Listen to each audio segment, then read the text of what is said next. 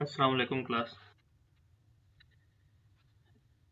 Last session में हम लोगों ने डिस्कस किया क्रॉस वैलिडेशंस को और साइकिट लर्न को। अब हम बात करते हैं क्लासिफिकेशन वर्सेस रेग्रेशन के ऊपर।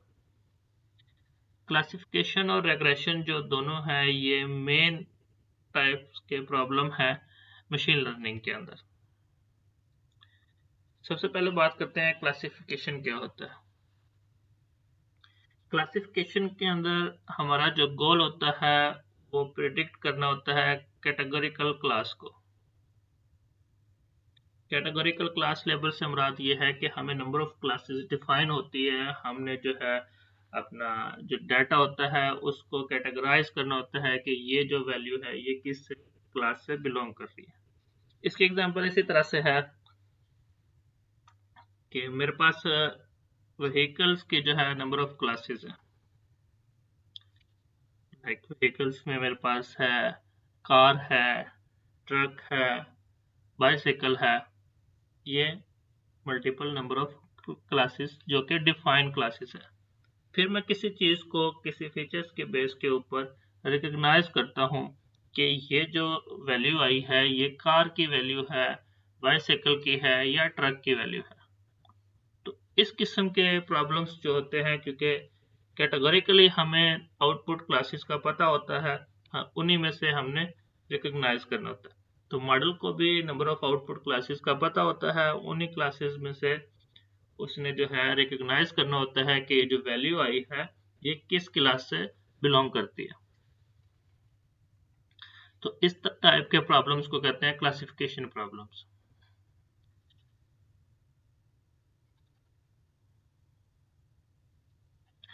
क्लासिफिकेशन में हमारे पास मल्टीपल टाइप्स की क्लासिफिकेशन होती है। सबसे पहले क्लासिफिकेशन होती है बाइनरी क्लासिफिकेशन।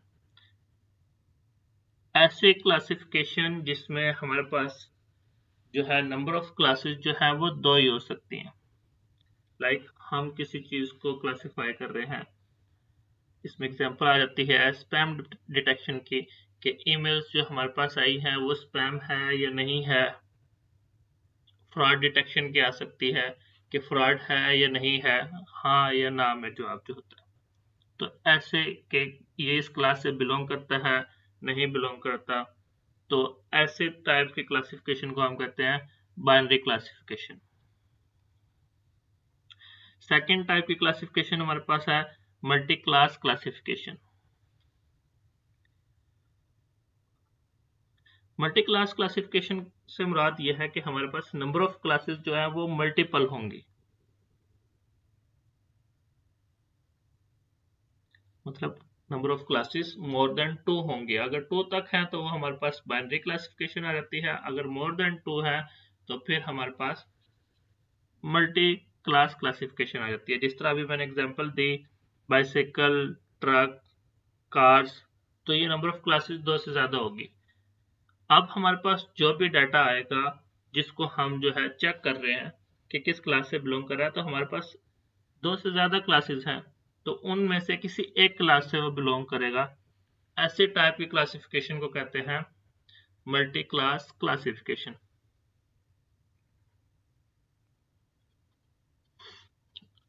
थर्ड जो टाइप की क्लासिफिकेशन है हमारे पास वो है multi label classification. Multi label classification हमारे पास इस टाइप की क्लासिफिकेशन के अंदर नंबर ऑफ क्लासेस भी ज्यादा होती हैं और जो एक सैंपल है वो एट ए टाइम एक से ज्यादा क्लास से साइमल्टेनियसली जो है वो बिलोंग कर सकता है। लाइक एग्जांपल के तौर पे इसमें डॉक्यूमेंट रिकॉग्निशन आ जाता है। फिर अगर हम कुरान की आयत की बात करें तो एक आयत जो है वो हमें मल्टीपल एस्पेक्ट्स के अंदर जो है वो सबक दे रही होती है। अगर हम थीम्स की बात कर लें, एक ही जो है आयत के अंदर हमें नमाज का भी कहा जा रहा होता है, उसी आयत के अंदर हमें ज़कात का भी कहा जा रहा होता है। तो ऐसी टाइप की क्लासिफिकेशन को हम कहते हैं कि मल्टी लेवल क्लासिफिकेशन, कि हमने क्लासिफाई ही करना है। जो डाटा हमारे पास आया है उसको हमने क्लासिफाई करना है। नंबर ऑफ क्लासेस हमारे पास डिफाइंड है। पहली टाइप की क्लासिफिकेशन में हमारे पास सिर्फ और सिर्फ 2 ही क्लासेस हैं।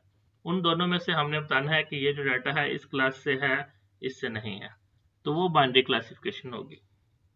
दूसरे टाइप की क्लासिफिकेशन में हमारे पास जो डाटा आया है उसमें आउटपुट क्लासेस हमारे पास 2 से ज्यादा है, और उन सब आउटपुट क्लासेस में से एट ए टाइम किसी एक में से वो डाटा जो है वो बिलोंग करेगा। इस टाइप की क्लासिफिकेशन को कहते हैं मल्टी क्लास क्लासिफिकेशन। और तीसरी टाइप की क्लासिफिकेशन जो कि मल्टी लेवल क्लासिफिकेशन है, कि नंबर ऑफ आउटपुट क्लासेस भी ज्यादा है और जो डाटा है एक टाइम में साइमल्टेनियसली एक से ज्यादा क्लास से बिलोंग कर सकता है। ठीक है, तो ऐसी टाइप की क्लासिफिकेशन को मल्टी लेवल क्लासिफिकेशन कहते हैं। नेक्स्ट रेग्रेशन क्या होता है जी? रेग्रेशन प्रॉब्लम हमारे पास जो होते हैं इसमें हमारा मेन गोल जो होता है वो प्रेडिक्ट करना होता है कंटिन्यूस न्यूमेरिक वैल्यूज को। पहले वाली क्लासिफिकेशन में क्या था, कैटेगोरिकल वैल्यूज को हम जो है वो कैटेगराइज कर रहे होते हैं कि किस क्लास से बिलोंग कर रहा है। यहां पर हम प्रिडिक्शन कर रहे होते हैं न्यूमेरिक वैल्यूज की। इसमें हमारे पास अगर हम एग्जांपल्स की बात करें रेग्रेशन की, तो रेग्रेशन में हमारे पास हमारे कुछ फीचर्स की बेस के ऊपर हमने किसी हाउस की जो है वो प्राइस प्रिडिक्ट करनी हो। स्टॉक एक्सचेंज में आप लोगों ने देखा होगा कि जो फॉरेक्स वगैरह यूज करते हैं वो नेक्स्ट प्रीवियस डाटा के ऊपर कुछ प्रिडिक्शन कर रहे होते हैं, या हमने जो है प्रीवियस साल के स्टैट्स के ऊपर प्रीवियस किसी शॉपकीपर ने प्रीवियस डाटा के ऊपर जो है आने वाले टाइम के लिए जो है परचेजिंग करनी हो, प्रिडिक्ट करना हो कि ये ट्रेंड चल रहा है तो नेक्स्ट कितने कितने आइटम मुझे परचेज करने पड़ेंगे, कौन कौन से परचेज करने पड़ेंगे, तो वो प्रिडिक्शन होती है। इसी तरह से एस्टिमेटिंग सेल्स रेवेन्यू, ये प्रिडिक्ट करना हो कि हमारे पास मल्टीपल फैक्टर्स हैं, लाइक एडवर्टीजमेंट है और सीजनलिटी है, इनकी बेस के ऊपर जो है कितनी सेल हो सकती है, कितना रेवेन्यू जनरेट हो सकता है। तो ऐसे सारे जो है प्रिडिक्शन के केसेस वो रेग्रेशन में आते हैं। अब इन दोनों में जो की डिफरेंस है, पहला जो की डिफरेंस है वो आउटपुट टाइप का है। क्लासिफिकेशन में हम कैटेगोरिकल लेबल्स को प्रिडिक्ट कर रहे होते हैं, रेग्रेशन में हम जो है कंटिन्यूस न्यूमेरिक वैल्यूज को प्रिडिक्ट कर रहे होते हैं।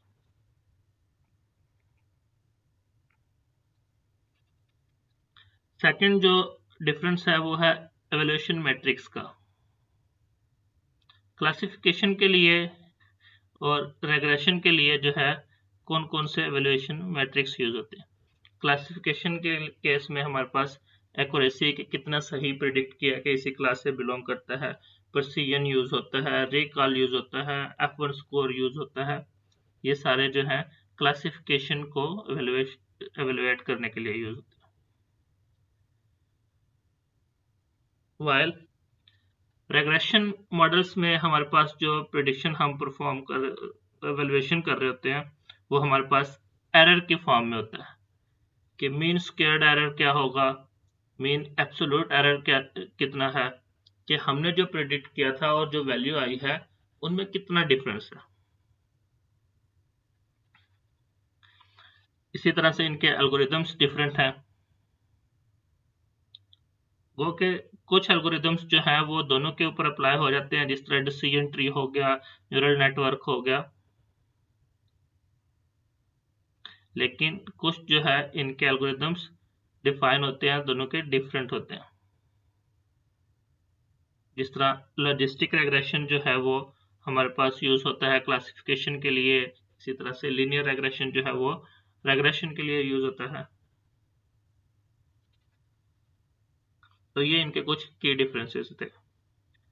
अब हम बात करते हैं, हमने एवोल्यूशन मैट्रिक की बात की, तो एवेल्यूएशन मैट्रिक्स क्या होते हैं? एवेल्यूएशन मैट्रिक्स हमारे पास एवेल्युएट करने के कुछ मेथड्स हैं कि किस टाइप के प्रॉब्लम्स को हम कैसे कैसे एवेल्युएट कर सकते हैं। जिस तरह से हमने नाम लिया, एक्यूरेसी क्या होता है, प्रिसीजन क्या होता है, इसी तरह से recall, F1 score, mean square error, mean absolute error, ये सारे के सारे जो है हमारे पास किसी भी मॉडल की परफॉर्मेंस को एवेल्युएट करने के पैरामीटर्स हैं, मैट्रिक्स हैं। सबसे पहले बात करते हैं जी एक्यूरेसी। एक्यूरेसी हमारे पास number of correct predictions divided by all predictions जो है, इस चीज को हम कहते हैं कि ये हमारे पास एक्यूरेसी है कि मॉडल ने बेशक वो पॉजिटिव क्लास या नेगेटिव क्लास से जो है प्रिडिक्ट की हो, सारे के सारे जो सही प्रिडिक्ट किए हैं और उसकी टोटल नंबर ऑफ प्रिडिक्शन से अगर हम डिवाइड करें तो ये ओवरऑल उसकी एक्यूरेसी निकल आती है।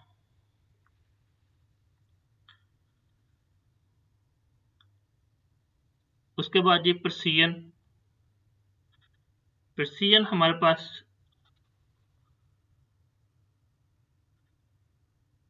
प्रिसीजन जो है हम मेजर करते हैं कि true positive prediction out of all positive prediction made by the model। अब पॉजिटिव प्रेडिक्शन जिसको हम ट्रू पॉजिटिव प्रेडिक्शन कह रहे हैं, वो ये होता है कि मॉडल ने किसी चीज को पॉजिटिव कहा कि ये पॉजिटिव वैल्यू है और वो एक्चुअल में भी पॉजिटिव वैल्यू थी। अगर हम पॉजिटिव नेगेटिव क्लास की बात करें तो मॉडल ने पॉजिटिव प्रिडिक्ट किया, एक्चुअल में भी पॉजिटिव वैल्यू थी, तो इसको हम कहते हैं true positive value. True positive prediction out of all positive prediction. तो मॉडल ने जितनी प्रेडिक्शंस को पॉजिटिव कहा है, उनमें से कितनी प्रेडिक्शन सही प्रेडिक्ट की है उसने, इसको हम कहते हैं प्रिसीजन। इसका फार्मूला होता है टीपी, हम ट्रू पॉजिटिव के लिए यूज करते हैं, divided by TP plus FP, कि मॉडल ने जो ओवरऑल पॉजिटिव प्रेडिक्ट की उसमें से सही कितनी प्रेडिक्ट की, ये प्रिसीजन होता है। नेक्स्ट है हमारे पास रिकॉल। रिकॉल को हम सेंसिटिविटी और ट्रू पॉजिटिव रेट भी कहते हैं। रिकॉल हमारे पास होता है कि मॉडल ने जो सही प्रिडिक्ट की है, पॉजिटिव सही प्रिडिक्ट की है, वो एक्चुअल कितनी पॉजिटिव वैल्यूज में से प्रिडिक्ट की है। मतलब ये कि एक्चुअल में कितनी जो है पॉजिटिव वैल्यूज थी और मॉडल ने कितनी सही प्रिडिक्ट की। प्रिसीजन में क्या था, ओवरऑल मॉडल ने जो प्रिडिक्ट की पॉजिटिव, उनमें से रेशियो ले रहे थे हम ट्रू पॉजिटिव की। अब ये एक्चुअल वैल्यूज में से है, मतलब true positive divided by true positive plus false negative. False negative का मतलब ये है कि मॉडल ने नेगेटिव प्रिडिक्ट किया लेकिन उसने गलत प्रिडिक्ट किया, एक्चुअल में वो पॉजिटिव वैल्यू थी। तो इस प्रोसेस को कहते हैं रिकॉल।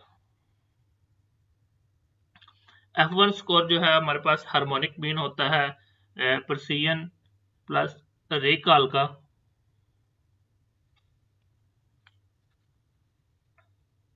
देन जी mean squared error. Mean square MSE जो है हमारे पास, हम मीन लेते हैं एरर का, स्क्वायर्ड एरर का, वो हमारे पास जो है उसको हम कह रहे होते हैं कि कितना डिफरेंस आया, वो हमारे पास एरर आ गया, उसका स्क्वायर किया और उसका मीन ले लिया, तो ये हमारे पास आता है मीन स्क्वायर्ड एरर। और ये रिग्रेशन के केस में हम एज ए परफॉर्मेंस मैट्रिक्स इसको यूज करते हैं।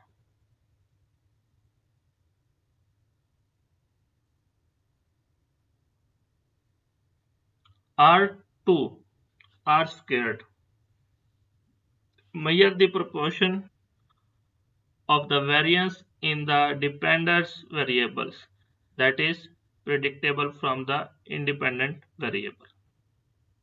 इसकी वैल्यू जो हमारे पास होती है 0 से लेके 1 तक होती है। R2 की जो रेंज होती है 1 का मतलब होता है हाईली या परफेक्ट फिट और 0 का मतलब होता है हमारे पास डज नॉट फिट। इस सेशन को इधर ही एंड करते हैं। नेक्स्ट सेशन में हम जो है ट्रेन टेस्ट स्प्लिट से लेकर जो है सारे वैल्यूएशन मैट्रिक्स तक की इम्प्लीमेंटेशन करेंगे इंशाल्लाह।